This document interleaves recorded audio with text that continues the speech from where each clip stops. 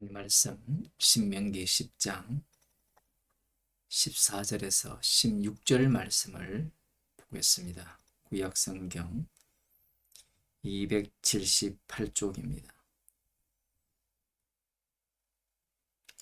하늘과 모든 하늘의 하늘과 땅과 그 위의 만물은 본래 내 하나님 여호와께 속한 것이로되 여호와께서 오직 내 열조를 기뻐하시고 그들을 사랑하사 그 후손 너희를 만민 중에서 택하셨음이 오늘날과 같으니라. 그러므로 너희는 마음에 할례를 행하고 다시는 목을 곧게 하지 말라. 아멘. 하늘과 모든 하늘의 하늘과 땅과 그 위의 만물은 이스라엘의 하나님 여호와께 속한 것이라 이렇게 말씀하고 있습니다. 여기에서 우리가 주목할 것은 내 하나님 여호와께 속한 것이다. 이스라엘의 하나님 여호와께 속한 것이 하늘과 모든 하늘의 하늘과 땅과 그 위에 만물이 그러하다라는 것. 그럼 모든 만물은 이스라엘의 하나님 여호와께 속했다라는 거예요. 그러면 이 모든 만물은 누구를 위해서 움직여지고 작동되어야 하느냐? 이러한 질문을 할 수가 있죠. 이스라엘의 하나님 여호와의 것이라면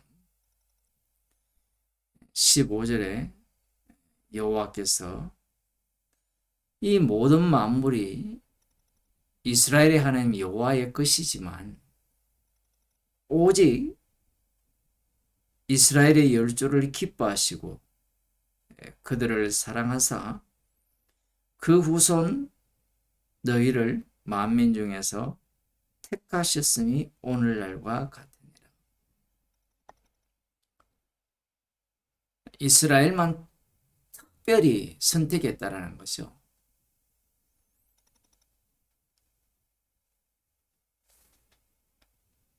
기뻐하시는 대상이 되기 때문에 사랑하셨고, 그러하기에 하나님께서는 그 후손인 이 말씀을 듣는 너희들을 만민 중에서 선택하셨다라는 겁니다. 그렇다면 선택하신 이스라엘을 위하여서 하나님께서 자신의 소유인 모든 만물을 어떻게 하셔야 되느냐라고 하면 이스라엘을 위해서, 선택한 이스라엘을 위해서 모든 만물이 이용되고 활용되고 여기에 봉헌이 되어야 된다는 겁니다. 우리는 이 본문에서 이스라엘의 특별남을 생각할 수 있죠. 특별히 이스라엘을 사랑하셨다. 선택하셨다.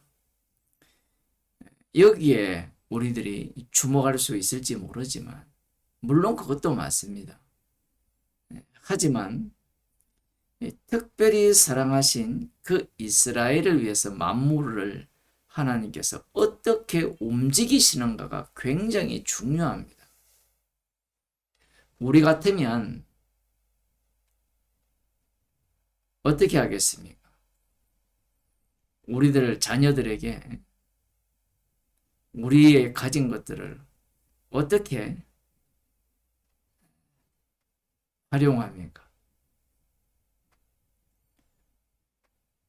모든 만물이 이스라엘의 하나님 여호와의 것이라면 이스라엘을 위하여서 지지해주고 그들이 사랑받은 자로, 선택받은 자로 살아가기 위해서 흔들리지 않도록 그렇게 만물을 하나님께서 활용하셔야 되지 않느냐라는 거죠. 오늘날 교회에서 교인들이 예수님은 주님이시고 하나님은 전능하시기 때문에 우리를 위하여서 만물을 움직이셔야 된다는 거죠. 돈도 그러하고 건강도 그러하고. 그런데 하나님께서 선택하신 이스라엘을 위하여서 만물을 하나님께서는 어떻게 움직이시는가? 16절에 보면 그러므로 너희는 마음의 갈례를 행하고 다시는 목을 곧게 하지 말라. 이런 명령을 하실 필요도 없이 약속의 땅에 들어갔을 때 하나님께서 만물이 하나님의 소유이기 때문에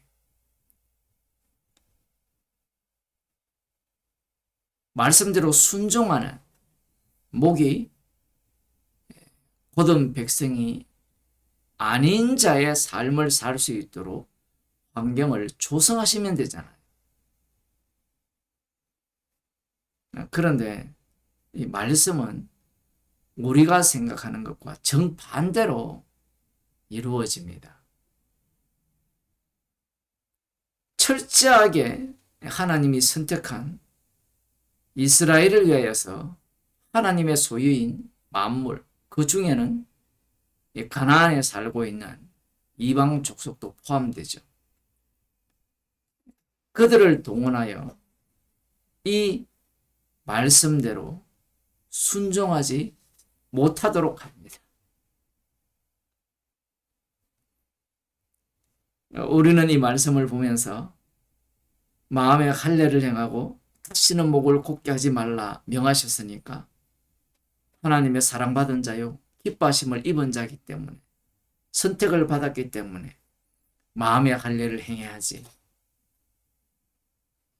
목을 곧게 안 해야지, 이러한 결심을 해야 된다라고 생각하고 그렇게 살아야 된다라고 생각하지만 말씀은 말씀하신 분이 성취를 합니다. 그러면 이 말씀을 왜 주셨느냐 하면 하나님의 말씀을 말씀하시는 분이 이루심을 증명하기 위해서 이스라엘에게 말씀하신 거예요. 이렇게 말하면 이 세상의 주인공인 나를 중심으로 살아가는 사람들은 화를 내죠. 우리를 뭘로 보고 말씀의 주인공이신 예수님을 향하여 주신 말씀이다, 하나님 자신이 이루시기 위한 말씀이다, 그렇게 말하느냐 라고 화를 낼 겁니다. 왜 그러냐 하면 선악과를 먹은 이후에 인간들은 자신이 하나님처럼 되었어요. 그래서 하나님께서 말씀을 주시면 자기가 이 말씀을 지킬 수 있을 거라고 생각하는 거예요. 뻔히 창세기를 읽잖아요. 모세가 창세기를 가르쳐 줬을 거 아닙니까? 그러면 말씀대로 되어지는 세상이잖아요. 하나님 말씀대로 되어지는 세상. 그렇다면 자신들에게 말씀을 주셨다면 말씀대로 되어지게 하기 위해서 자신들을 그 말씀 속으로 태워버리고 그 속으로 집어넣었다라고 생각을 해야 되는데 그렇게 생각을 못해요. 왜냐하면 마음속에는 이 에덴 동산에 대한 그리움이 있기 때문에 그래요. 자기가 만든 새로운 천국을 상상하기 때문에 그렇습니다. 특히 이 율법의 말씀들은 지키면 복을 받고 지키지 않으면 저주를 받는다라는 그러한 말씀이 주어졌기 때문에 더더욱 그러하겠죠. 마음의 갈례를 행하라. 무슨 말인지 못 알아들어요. 사람들은 신학자나 목사나 교인들은 그래 마음의 할례를 행해야지. 마음의 할례가 뭐냐? 시험을 쳐가지고 우리 다른 보혜사가 되신 이만희 선생이 문제를 내주면 90점 이상 맞으면 마음의 할례다.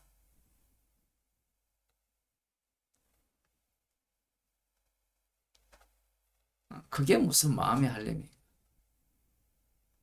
사람이 할 수 있을 것 같으면 말씀을 주지 않습니다. 목을 곡게 하지 말라는 말씀의 의미는, 율법이라는 것은 탐심을 이루는 것이고 죄를 더욱더 죄되게 하는 율법이기 때문에 인간들은 이 말씀을 통하여서 목을 더욱더 곡게 하게 되죠. 예수님이 오셨을 때 바리새인과 서기관들이 율법에 순종하면서 자기들은 목을 곡게 한 자가 아니라 하나님 앞에 겸손한 자요, 자신을 낮추는 자라, 그런 생각을 갖고 있습니다. 율법대로 살기 때문에 그러하잖아요. 하나님이 자신을 기뻐하실 것이라. 그런데 그러한 모습이 목을 곡게 한 거예요.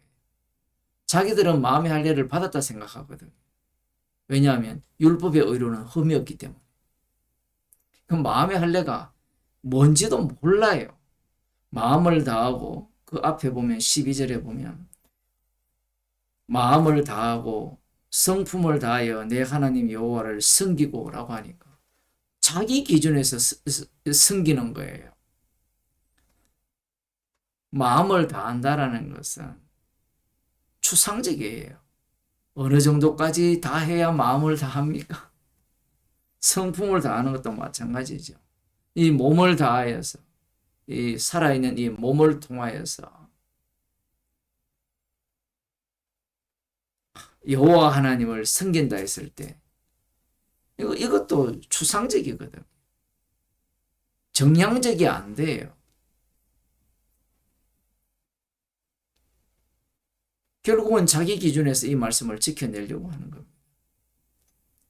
신명기 30장을 보겠습니다. 신명기에는 이미 이 말씀 자체가 말이 아니라 말씀임을 다 기록해놨어요. 인간들은 말씀을 말로 받지만 말씀이 되면 말씀 자체가 말씀을 성취하죠. 1절부터 보면 내가 네게 진술한 모든 복과 저주가 네게 임함으로 네가 네 하나님 여호와께 쫓겨간 모든 나라 가운데서 이 일이 마음에서 기억이 나거든. 벌써 30장, 29장 이렇게 넘어가면 하나님께서 복과 저주를 두셨는데 그들이 불순종해서 저주를 받아서 이방 나라 가운데로 쫓겨간다는 겁니다. 벌써 결론까지 다 나와 있어요. 뭐 어떤 나름대로 똑똑하다는 사람은 이 편집했다라고 주장을 하는데, 아니면 후대의 기록이라 주장을 하는데 말도 안 되는 주장이죠. 자기들은 합리적인 주장이라 하지만 그들은 성경 말씀을 말로 보기 때문에. 너와 네 자손이 네 하나님 여호와께 돌아와 내가 오늘날 네게 명한 것을 온전히 따라서 마음을 다하고 성품을 다하여 여호와의 말씀을 순종하며. 여기 또 나오죠. 바리새인과 서기관들은 이 말씀을 알고 있거든.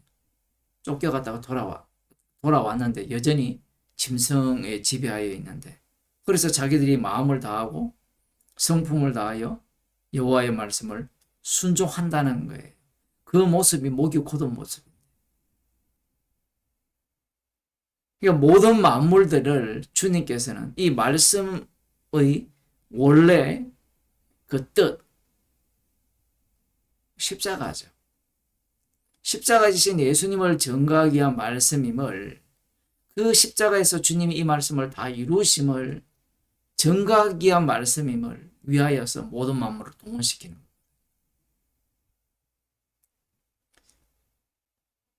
내 하나님 여호와께서 마음을 돌이키시고 너를 긍휼히 여기사 네 포로를 돌리시되 네 하나님 여호와께서 너를 흩으신 그 모든 백성 중에서 너를 모으시리니 너희 쫓겨간 자들이 하늘가에 있을지라도 내 하나님 여호와께서 거기서 너를 모으실 것이며 거기서부터 너를 이끄실 것이라. 내 하나님 여호와께서 너를 이 열조가 얻은 땅으로 돌아오게 하사 너로 다시 그것을 얻게 하실 것이며 여호와께서 또 네게 선을 행하사 너로 내 열조보다 더 번성케 하실 것이며. 이 말씀을 하셔도 못 알아들어요. 왜냐하면 이 말씀을 말로 듣기 때문에 그래요. 그러면 흩어졌다가 돌아온 그 유대 땅으로 돌아오는 것만 기억하거든요. 그런데 예수님께서 십자가에서 다 이루신 일들은 이 땅이 어디로 바뀌어버립니까? 성령 안으로 바뀌어버려요. 그리스도 안으로 바뀌어버립니다. 성령 받지 못한 사람은 신명기 해석이 안 돼요. 해석을 어떻게 하느냐 하면 육 중심으로, 나 중심으로 해석을 하죠. 마치 유대인처럼 나의 구원, 나의 행복, 내가 들어갈 천국, 그 중심으로 해석을 합니다. 그 신명기를 열심히 연구해도 십자가가 안 나오는 거예요. 6절에 보면 네 하나님 여호와께서 네 마음과 네 자손의 마음에 할례를 베푸사 너로 마음을 다하여 성품을 다하여 내 하나님 여호와를 사랑하게 하사 너로 생명을 얻게 하실 것이며 이렇게 나오거든요. 여기에 마음의 할례를 베풀겠다. 네 마음과 네 자손의 마음에 나옵니다. 앞서 마음의 할례를 행하라 했잖아요. 못 행합니다. 그래서 하나님께서 마음의 할례를 베풀어 주는데 이 마음의 할례를 베풀음을 받아야 돼요. 내가 할례를 행하는 게 아니라. 로마서 2장을 보겠습니다. 로마서 2장 29절을 보면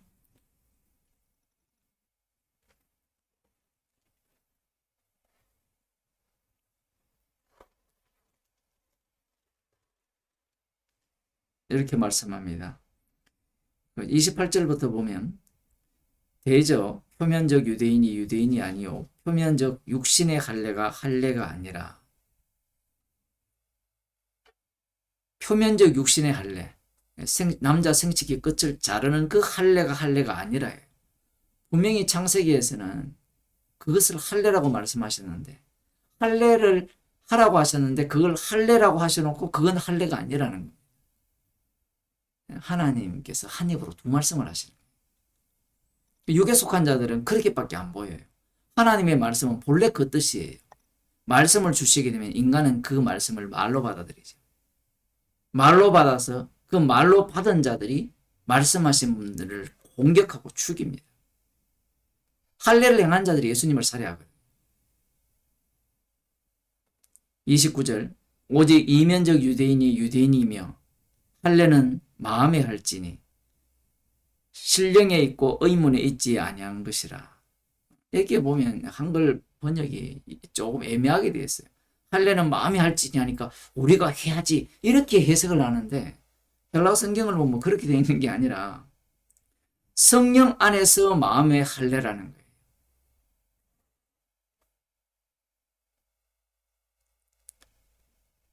율법에 따른 달리 말하면 육체적 할례가 아니라는 겁니다. 그 성령 안에서의 마음의 할례는 우리가 할 수 있어요, 없어요? 못한다는 이야기입니다. 그럼 성령은 누가 주십니까? 십자가에 달려 죽으신 예수 그리스도께서 3일 만에 부활하셔서 하나님 우편에 오르셔서 아버지로부터 성령을 받아서 주시거든요. 그 성령은 아들의 영입니다. 예수님에 대해서 가르치는 영이에요. 그 성령을 예수님께서 주신 그 현장을 두고 그 모습을 두고 마음의 할례라고 하는 거예요. 그러니까 이 마음의 할례는 내가 받는다가 아니라 성령으로 덮어 씌워버립니다. 그렇게 되면 성도는 나만 마음의 할례를 받았어 이렇게 주장하는 것이 아니라 십자가의 증인이 돼요. 성령을 받은 자만이 말씀 앞에 죄인으로 드러나고 일평생 살아가면서 십자가만 자랑하게 되어 있는 거예요. 그러한 사람이 바로 마음의 할례를 받은 사람이고 목이 곧은 백성이 아니라는 거예요. 이 상황을 위하여서 모든 만물을 주님께서 동원하는 거예요. 놀랍게도 로마 제국이든 그 짐승들을 하나님께서 다 동원을 하셔서 어떤 일에 투입을 시킵니까?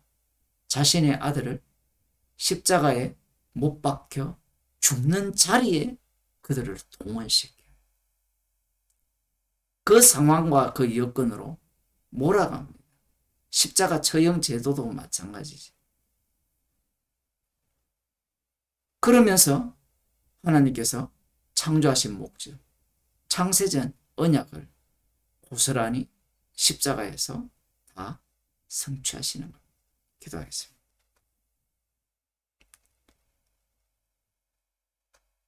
십자가에서 주님이 다 이루셨기에 지금도